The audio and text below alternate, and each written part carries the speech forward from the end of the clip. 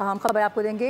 हज 2026 के लिए आज़मीन की लाजमी रजिस्ट्रेशन शुरू हो गई है। आज़मीन हज की रजिस्ट्रेशन 9 जुलाई तक जारी रहेगी। बताया जा रहा है कि रजिस्ट्रेशन के लिए किसी किस्म की कोई फ़ीस अदा नहीं करनी होगी।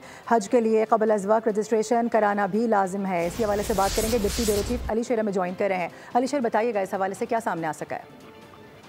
जी बिल्कुल, वज़ारत मज़हबी अमूर ने 9 जुलाई तक सरकारी और निजी स्कीम जो है उसके आज़मीन हज की रजिस्ट्रेशन शुरू कर दी है। मुतल्लिका जो बैंक हैं वहाँ पे रजिस्ट्रेशन की जाएगी।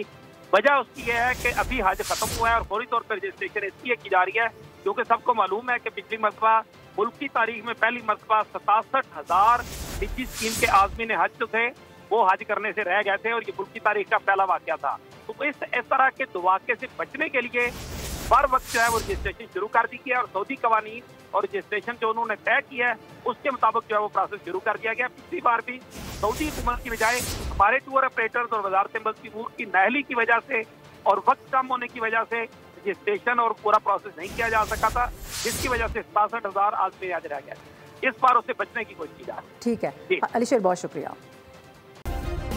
सब्सक्राइब करें और बेल दबाएं ताकि कोई खबर रह न जाए।